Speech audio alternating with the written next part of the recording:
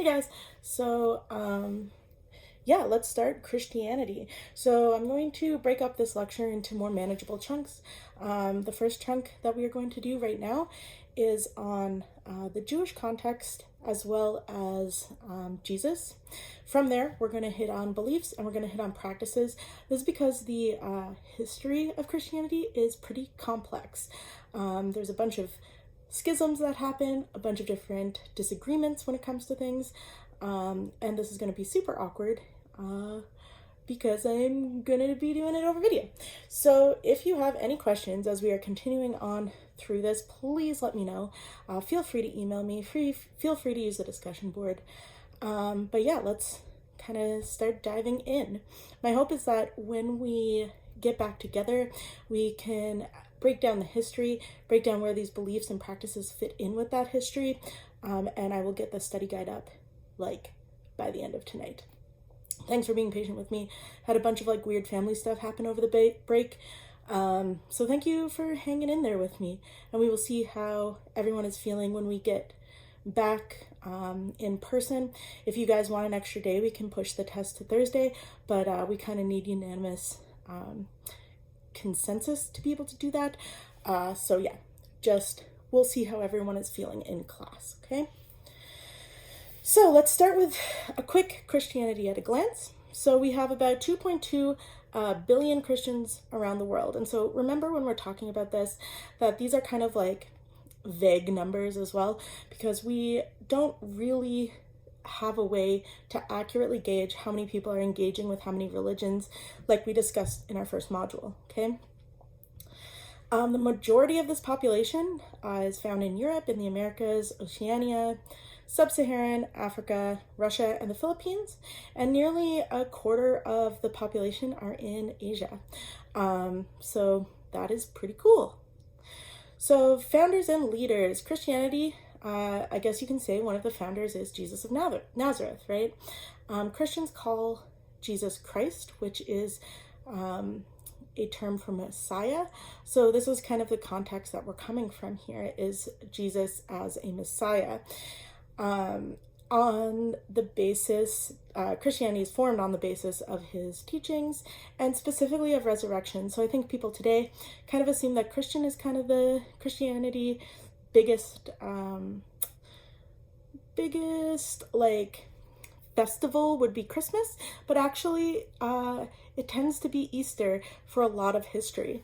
So keep that in mind as we go forward, is that Easter and the resurrection of Jesus is actually one of the most important things. So among the early founders, we have the apostles, Peter and Paul, and we'll learn about apostles as we go on. We'll learn about disciples as we go on. So hang in there with those. For deities, Christians worship one deity, right? This is God or the Lord. They consider themselves monotheistic, but this is within a Trinitarian framework. So remember, we talked about the Trinity a little bit in the first module. We'll get into it a little bit more in this module. And this is a framework of God the Father, God the Son, and God the Holy Spirit. So there are three forms of God, more or less. But Christians still adamantly say that it is one God, just with these kind of three parts. And like I said, we'll go into that a little more. For the calendar, the widely accepted Western calendar, kind of like what we are on right now in Canada, is what we use. It's dated from Jesus's birth.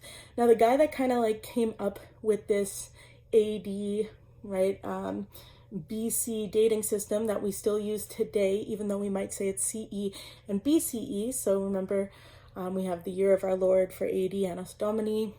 We have before Christ for everything before Jesus's birth. And then we have our CEs and BCE, which kind of gets transformed a little bit later. So that stands for Common Era and before Common Era, but they still use the dating of what is assumed as Jesus's birth. But the guy who kind of like invented this, you'll read in your book, kind of skewed the dates a little bit. So when we talk about the historical Jesus, we don't say that he was born in 1 AD. Anywhere they believe from the 6th and 3rd century BCE is when he is born. So yeah, this guy's like a few years off his dating system, and we're going to get into that a little bit, why that sort of happens. So just remember, Jesus, for our purposes, is not born in 1 AD or 1 CE. That is just because this guy got some stuff wrong. So the location where all of this starts is in modern day Palestine, right? And Christianity becomes the religion of the Roman Empire in the 300s. And it spreads eastward to China pretty quickly by the 600s. And by the 1500s, it's centered in kind of Europe and Russia. It spreads worldwide through European colonialism in the late 1400s, so we can't forget that there is a colonial context to all of this when it comes to our historical knowledge. The authoritative texts for Christians are the Bible, and this consists of the Hebrew Bible, which is now the Old Testament for Christians, okay? And they also have the New Testament. And the New Testament is kind of a compilation of writings that occurred mostly in the first century after Jesus' death. And this includes what are called the Gospels, which are the first 4 books. And this breaks down the story of Jesus. It's from the Gospels that we get kind of that nativity story of Jesus' birth and the 3 wise men and the star, all of that good stuff that comes out of the Gospels. There's a number of letters that are associated with Paul, he's an apostle that kind of spreads Christianity around. And then there's a number of other documents, kind of like mostly letters that break down early Christianity. And this is what the New Testament is. There's also a bunch of different versions of the Old Testament, and different Christian groups use different versions of that Old Testament. We'll get into that as well. So noteworthy teachings, we have the doctrine of the Trinity. This is, again, that one God exists in 3 persons, right? Father, Son, Holy Spirit. And there's an authority of the church that is passed down by apostles. They also tackle ideas that we've already met before, but just in different ways. So this is the idea of like original human paradise and human sin. So think Garden of Eden, Adam and Eve. This is really tackled in the Middle Ages for a lot of reasons. Like I said, we're going to get into that a little bit here and a little more when we get back with the history, okay? Main festivals are Easter and Christmas. There are others, but these are the most important, namely Easter, because a lot of Christianity is born around the idea that Jesus was resurrected from the dead, okay? This happens around Easter. And then Christmas is celebrated for Jesus' birth. So Christianity itself has 6 or 7 major branches, depending on how you define these. There is 156 distinct Christian traditions and more than 21,000 denominations, okay? And denominations are like different branches of the church. So there's a lot of different variations of Christianity out there. Different churches conduct things in different ways. Different denominations conduct things in different ways. So we have to make sure, once again, that we always have our context in mind when we tackle these things. So these 7 major branches, we have Orthodox, which are like the Armenians, the Greek, the Russian, and the Syrians. And Orthodox, capital O, is different from Orthodoxy. So remember, Orthodoxy, lowercase o, is right belief. Orthodox, with a capital O, is a branch of a Christian church, okay? Roman Catholic is another major branch. We also have Eastern Catholic, Old Catholic, Ukrainian, these kind of older Catholic, Eastern Catholic traditions. We have Protestants. So these are Lutheran, Reformed, Anabaptist, Congregationalists, Methodists, all these sorts of things. A lot of Protestant groups in modern day have kind of combined. So for example, the 2nd largest Christian church in Canada is the United Church. And the United Church is actually a combination of 4 different churches in Canada, Protestant churches in Canada. So Methodists, I think Congregationalists, There's two others that I can't remember off the top of my head.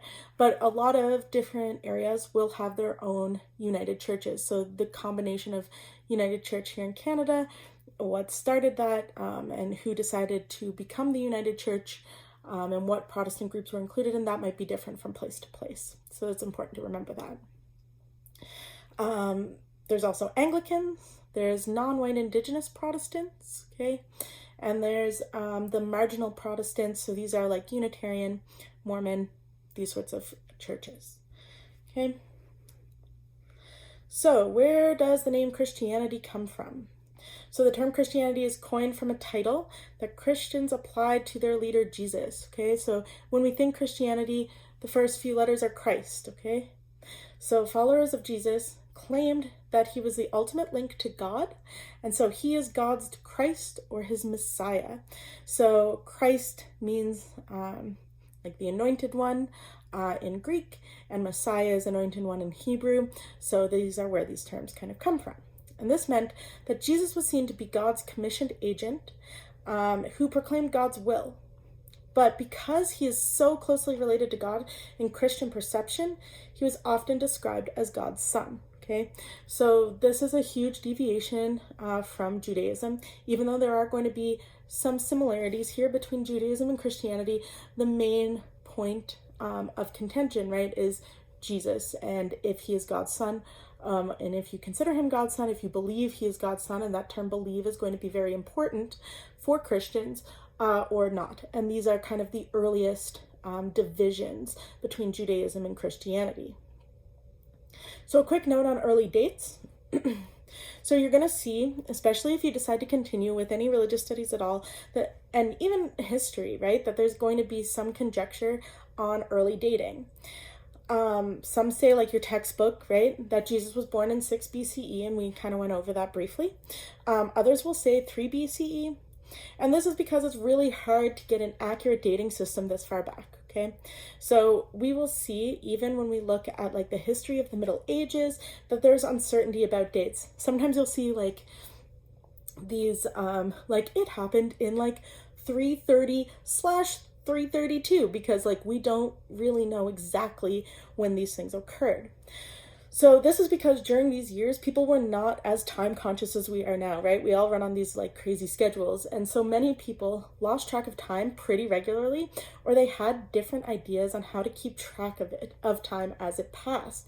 And so an author of a text, they might find that when we read that text now, that they're actually dating it from like the local ruler. So they might say in the year, like, that Lord, like, Carl dated, in the year of Lord Carl, in the 4th year of his reign, okay? You find a lot of things dated like that. And these are really specific to, like, where people are living, when they're writing, these sorts of things. So that makes it really hard for us as modern day historians and explorers to try and figure out when exactly they're talking about, right? We might see that there's like 200 Lord Carls in like a 4-year span, and we have no idea which one they're talking about, right? So we see that a lot.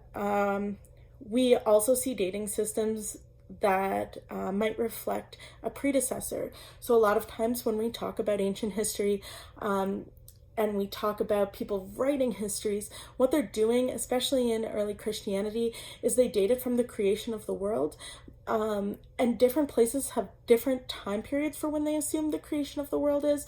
And you'll see they'll literally start back, like when they're writing this history, at the beginning of what they assume time is, write these short little histories up until the present day, and then really dive into what they're talking about. But sometimes people calculate things differently, and what we might consider year 300, they are actually considering year, like, I don't know, 400 or something. So dating is just really weird during this time. So if you see these kind of differences in dates, this is where this is coming from. So let's dive in now to the Jewish context. And I have images included in my lecture notes, so please make sure you look at those and you understand what they are. I will probably ask you I will definitely ask you about some of these images on the test, okay? Maybe to identify St. Peter's Basilica, some of these important things. So make sure you take a look at the images in there. So when we talk about the Jewish context, okay, we are going to start very early on in Christianity, okay? So according to early Christianity and early Christian writing, Jesus was born in a town called Bethlehem in southern Palestine, and he grew up in Nazareth in an area called Galilee. And if you're wondering where these are, there's a map included in the lecture notes, okay? As you've seen, Jews had long traced their ancestry to these regions for like thousands and thousands of years, okay? And when Jesus was born, the Jewish temple was still standing, and it attracted many, many pilgrims. As people traveled to celebrate holy festivals at their sacred sites from different diasporas around the Mediterranean and Mesopotamia, they would often come in to Jerusalem, okay? And we actually have some early Christian writings that talk about Jesus coming to these areas as well to celebrate these Jewish festivals at temples, because Jesus is Jewish, okay? Remember, however, that when Jesus would have been growing up, a lot of this Jewish territory was reduced to about the 25 square miles around Jerusalem, okay? So recall in our history that a lot of the territory was lost during Babylonian exile, okay? And they came back, they only had this small area that they kind of lived in their promised land. So Jesus is living, right, during this second temple period. The temple has not yet fallen, but the Jews are back from exile. He's living about 100 years after the Maccabean revolt, okay? So about a century and a half before the birth of Jesus was the Maccabean revolt, and though the temple was still standing, we have to recall that what is happening at this period. So Jews are being protective over their temple, this small area of land. They're feeling threatened by Roman rule, and the Romans in the area are likewise feeling threatened by the Jews. And there is a rising feeling of apocalyptic thought. So this is during Roman occupation, okay? They are waiting for a Messiah, right? So during this time when they have all these apocalyptic, eschatological thoughts, they're waiting for a Messiah to come liberate them. And remember that the Jews are, a lot of Jews are living in diaspora, so a lot of them didn't return from exile. But they still regard the temple as God's dwelling place and as the home of God's people. So many Jews would make pilgrimages to this temple. And in fact, Jesus himself did, like we said, multiple times. And because, again, Jesus is Jewish. So it's important for us to understand that the climate he grew up in is this one of eschatological thought, okay? And that he is growing in an area that is has a lot of tensions, all right, around Jewish relations with Roman pagans, okay, or Roman polytheists. Jesus dies before the final destruction of the temple, right? So the takeaways here are: 1, Jesus is Jewish. 2, he's growing up from after the Maccabean revolt, but before the falling of the temple. And 3, he's growing up within a Roman Empire, which was pagan and polytheistic and not overly friendly to the monotheists at the time. So because of the success of the Maccabeans here, many Jews were hopeful that they would be a restored Jewish nation that would once again rival the glory days of King David. And they had a monarchy, when they had a monarchy, and when all the tribes were united as one, as they once were in the Promised Land. But in 63 BCE, right, we know that Rome marches on the scene. This is not to be. Rome, remember, was took over Greece in this area. So they are now the superpower. And they force these thoughts of a renewed Jerusalem underground when they do destroy the temple, right? So it's no longer okay to not be polytheistic. And this causes a lot of problems for Christians in the first century. So Rome did not like revolution, and they crushed any independence movements. And so Jesus would have lived at this crossroads of these historical tensions and ideas of a coming reign of God and a cosmic restoration swirls around the Jewish population. Bands of men continually tried to rise up against the Romans to no avail. The most notable was the Jewish War, and this lasts from 66 CE to 73 CE and resulted in the destruction of Jerusalem and the temple. Though this happened after Jesus' death, you can imagine how these political and cultural tensions impacted the formation of early Christianity here. And so the birth of Jesus marks the beginning of the Christian story for us, but we can't forget the history that created the atmosphere that we see bubbling under the surface of the New Testament. So let's dive in a little bit to Christian belief about Jesus, okay? So early Christians often told the story of Jesus' birth, emphasizing his humble beginnings. He is said to have been born in a barn, and the fact that he was born Jewish, which was a minority group in the Roman Empire at the time, further stresses this point. So he is from humble beginnings, right? There's often this image of Jesus being poor, Jesus speaking to the average everyday person rather than to an elite group. This, however, this image is contrasted when upon his birth, right? You see these three wise men. These are magi. So something that is notable about these magi is that they are Zoroastrian priests. So they are from the Zoroastrian religion, and they come to see Jesus and to visit him in the stable according to his birth story in the Gospels. And he was in fact such a humble representation that these magi did not recognize him according to early Christian writers. So they kind of show up and they're like, we're looking for this prince, this king who is just born, but all they see is a little baby in a stable. And this is a huge thing, right?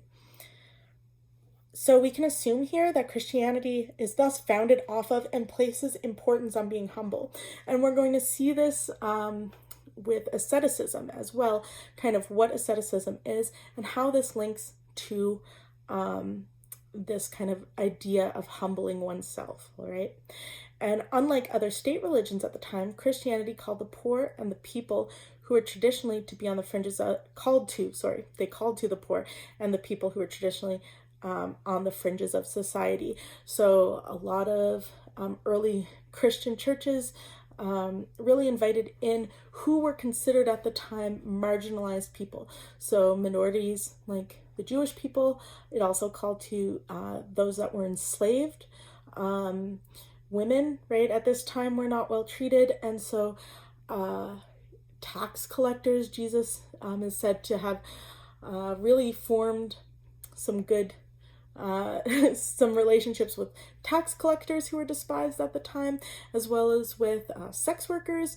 So we see that this religion really calls to marginalized people during this time period, whereas polytheism as the state religion really was more focused on what is called orthopraxy, which means like right doing, right practice. So it was more focused on let's sacrifice to these gods, right, to be able to get what we want, to be able to stay on their good side so that we can win wars and we can stay in power, versus orthodoxy, which is kind of what Christianity and Judaism to some extent are rooted in, which is like right word. So it's like more of a moral underpinning there. So this is perhaps why Christianity kind of takes off in the way it does, because it opens up opportunities for people to have more of a personal relationship with God, and it also really connects to people who are on marginalized areas of society, right? So The earliest Christian writings report almost nothing of Jesus' childhood or his adult life until he began his career as a religious teacher and a reformer. There's 2 New Testament books, Matthew and Luke, that do give us his birth narrative, and this is where we get the ideas of nativity from, so his birth story. And Luke also notes, like the Gospel of Luke also notes, that Jesus had an exceptional understanding of religion by the age of 12. So in the 2nd century, there were many stories of Jesus' youth, but they are not included in the canon, so they are not included in the group of books that are considered authoritative today. And scholars think that these might have been created to try and fill in a historical gap, like what was Jesus like as a child? Lots of people might have been asking that question, and so they think that maybe these gospels were, these stories were created to fill that gap, but we don't know, right? So there are a collection of gospels called the Infancy Gospels, and these are those stories. And they are part of the New Testament Apocrypha. Okay, so we'll get into Apocrypha a bit in a second. And this accounts of Jesus' childhood. They also show Jesus performing small miracles. And the one that I'm going to read from him right now was created by Thomas the Israelite, okay? So from the Infancy Gospels of Thomas, we get like this small story, and there's a lot of other stories in there, but just to give you an example of what this might look like, okay? So this Infancy Gospel says the child Jesus was 5 years old. After it rained, he was playing at the ford of a flowing stream and stirring up the dirty waters, and he gathered them into pools, and he made them clean and excellent, ordering them by word alone and not ordering them by a deed.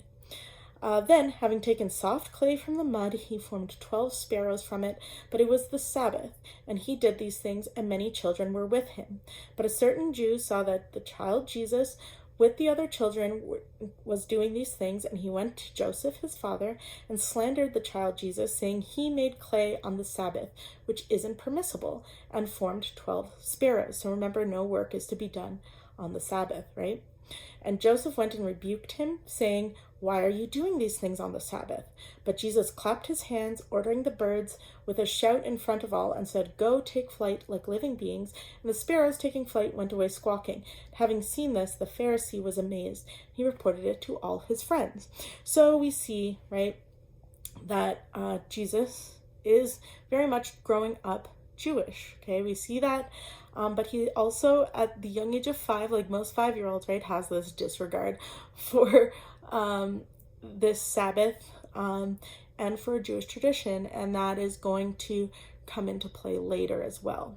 Okay, so remember, when we read these things, if we're reading it from a historical point, we want to consider audience, we want to consider the context that it's being written.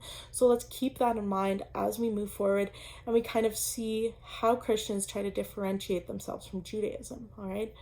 And the fact that Jesus is not obeying this Sabbath rule, even at this young age, really speaks to some of those tensions, all right? So from here we see that not only Jesus in childhood, but also that he indeed grew up under Jewish tradition. Jesus is said to have started his career as a religious teacher at around 30 years old, and around 90 stories about Jesus make up the first century evidence we have of him. And almost all of this are restricted to 4 documents called Matthew, Mark, Luke, and John, and they are prevalent within the New Testament. So we get from this picture of Jesus that he is a religious reformer who has a special role to play in God's plan, and we see him perform exorcisms, healings, performing nature miracles like water to wine, walking on water, filling nets with fish.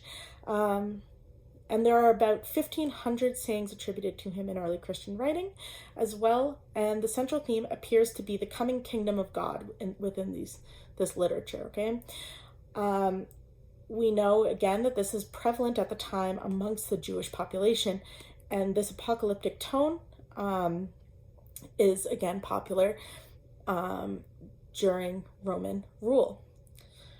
He challenges the notion of who will benefit from God's reign by challenging that, by challenging the things that are brought up by traditional Jewish boundaries, right? So remember that many Jews during this time assumed that only the truly pious would escape from punishment completely, and that when the end time came, they would be the only ones to really survive kind of like this apocalypse. Jesus argued that anyone could be included, and he often included people who wouldn't traditionally be included in the Jewish idea of, being truly pious, like we said, like sex workers, tax collectors. He included these amongst his group of friends as this sort of statement. So Jesus is also pretty lax when dealing with the treatment of dietary laws and Sabbath, as we saw in the infancy gospel above. And so the Jews at the time questioned how Jesus could claim to speak for God, but also be super careless about covenant, right? So about the Torah. And recall as well that the Torah laws are tightening around this time. Jews are building a fence around the Torah, right? And they're trying to ensure that no one accidentally disobeys these laws, because they are questioning why this is all happening to them, why the first temple was destroyed, why they were in exile. The second temple hasn't fallen yet, but they still have these sorts of concerns. And so Jesus and his teachings kind of seem radical in comparison. So during Passover, one of the pilgrim festivals of Judaism, right, Jesus is arrested in Jerusalem, as the story goes, and he was tried and convicted and executed by crucifixion. And this was a common way to publicly execute someone during this period, like the Romans did it pretty frequently. This is when someone is nailed to kind of like a cross, so their hands and feet are nailed on and they are left to the elements to die. So the earliest Christian writings seem to think that the Jews were behind this plot and to have Jesus executed. And again, this is where the idea of Jew as Christ killer comes from, which caused a lot of strife for the Jewish population, even into like modern day. So Christians in later centuries took to, as we've seen as well, see Jewish people as agents of the devil, and all of this not so great rhetoric, right? Because they associate him with Christ killer. So we are going to stop there for the moment, and then we will dive into beliefs, okay? So yeah, have a good day.